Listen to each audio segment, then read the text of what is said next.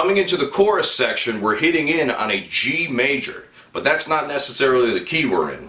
We have a G, an E flat, which is the flat 6 chord, so we're actually dipping into G minor, a C, which is the 4 chord, and then a B flat, which is the flat 3 chord. Coming back around on the first part, we have major 1 again, flat 6 on the E flat, 5, and back to 4. So it actually ends on the 4 chord.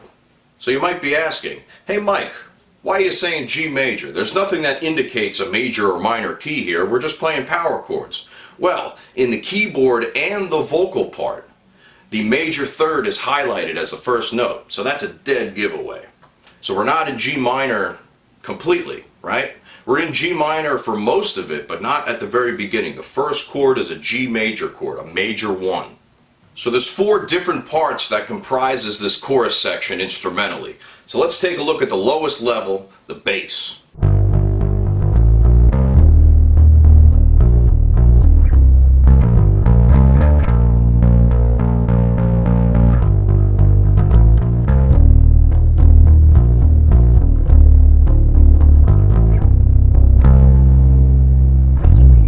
So the bass line follows the chord progression pretty much to a T. So we're starting off on the root note G, alright? So remember, it's a G major, however, we're not necessarily outlining the notes of a G major. We're going 2, flat 3, 4, down to the flat 6 chord. This is now on the E flat. Then to the minor 4, with that little lick going right to the B flat, and then just riding on it till we come back to the beginning. Same thing, to the E flat, D, to the C at the end there, and we hold it out for an extra count. Alright, so we got to measure a 5 there for the big slide. Alrighty, no more messing around, let's get to what everybody came here for, the guitar part.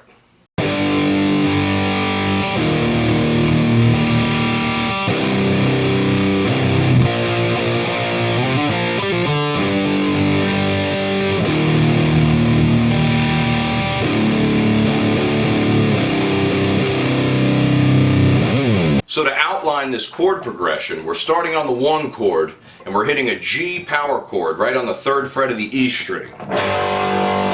Accenting the open G on top of that, letting everything ring, so it gives it a little bit more space, a little more depth of field. Then we come down to the 4th fret of the B string, which would be an E flat, and we still hit the G string on the top.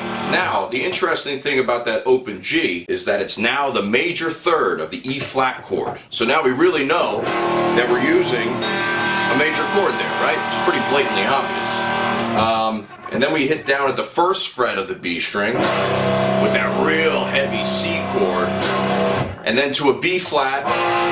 That sounds puny in comparison, with this little hammer-on riff and a pull-off. Sounds like you're about to play some Leonard Skinner for the boys down south. And that's the first half of the chorus. Now the second half just does this. Up that power chord and the open string, hit the E flat again, same thing. Now we go down 1 fret to the 3rd fret of the B, and then down to the 1st. Now let's get into what Kevin Moore is playing on top of this. Now this appears to be a string patch, alright? A very bright string patch, an orchestral type of approach here.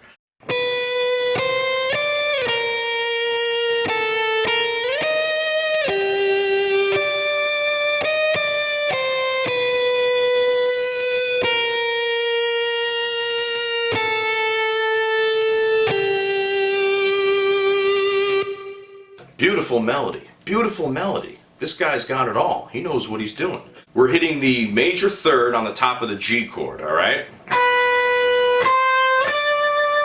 And doing that, so we're going 3, 4, 5 in major, and then we're coming down to this. When it hits the E flat chord, we're on the 5th of the E flat chord, which actually becomes the minor third of the G chord. So that's our minor mode mixture. And we're going like this. B flat, A, B flat. Now that is the 5th to the sharp fourth, back to the fifth. That is indicative of the Lydian mode on that particular chord, so we're embracing modes in this chorus. Then we go up to E flat, which is the minor third of the C minor chord. Then we hit a G, and then right on the chord change, we hit the major third of the B flat. And then we come down this little melody line, stepwise, back to the major third of the G. Now this time we just hang out, go down chromatically, that's on the D chord. All parallel fifths. This guy would have gotten kicked out of music school. Maybe that's why he joined a rock band. Buried behind that heavy 7-string guitar, we have an acoustic part that outlines some of the chord tones. So it goes like this.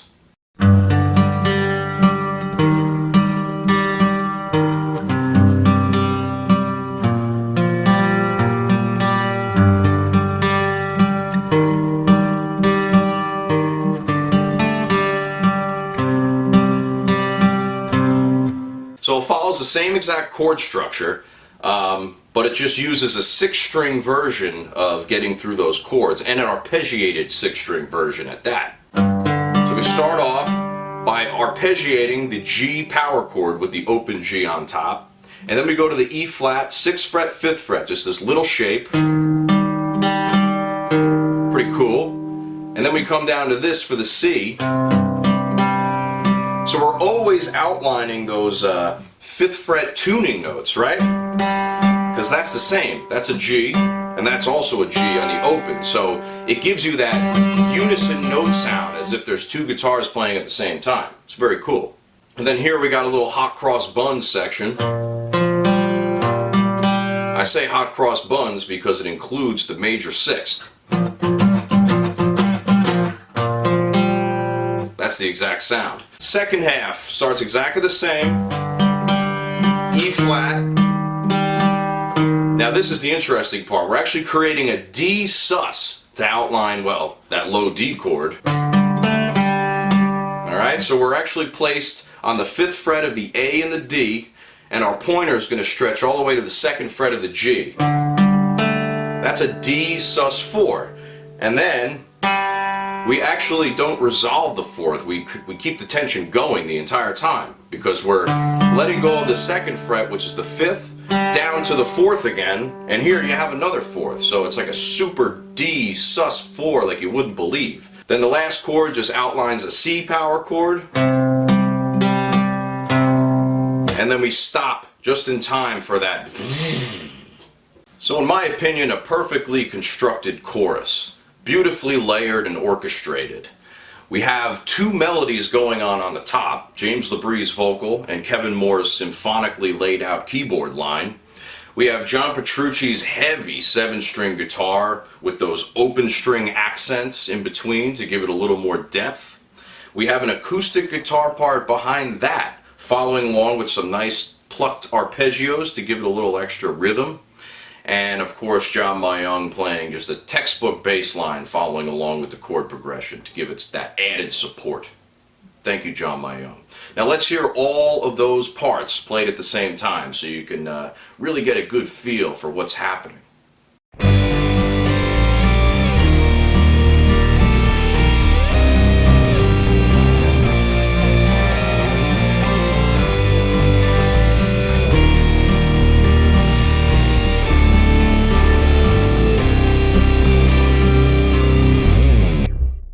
Thanks everybody for watching. Please like the video and subscribe to the channel, and consider becoming a patron on Subscribestar.